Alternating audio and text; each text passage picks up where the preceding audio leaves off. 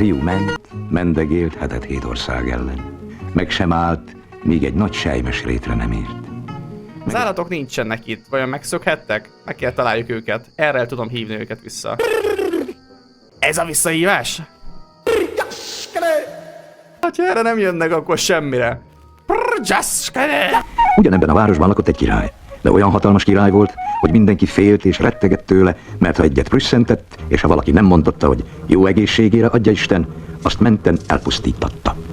Egyszer történt egy vasárnap reggel, hogy a király óriási nagyot prüsszentett.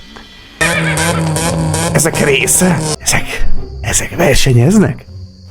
Akkor a katonák megfogták a csillagszemű juhászt, és bevitték a király elejbe. Mondod-e, hogy jó egészségemre adja Isten? Anyád. Akkor parancsot adott a katonáinak, hogy fogják be a juhászt, és vigyék be a szőrdisznók közé, ahol 1000 szőrdisznó volt. Megvannak az állatok.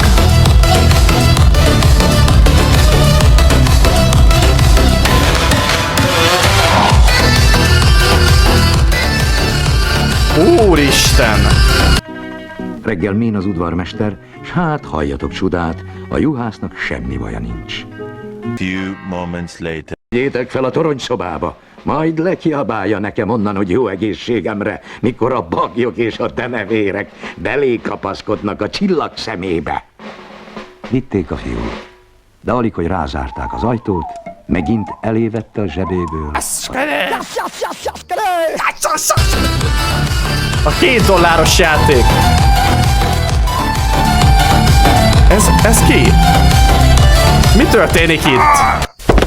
Hogy tudtak itt táncolni ezek az állatok?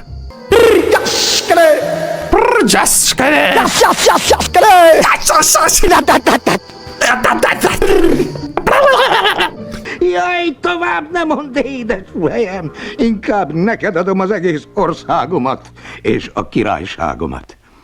Rá is íratta az egész országot s királyságát, és aztán a csillagszemű juhász oda vitte az ő szegény szüleit magához, aztán együtt éltek a legnagyobb boldogságban.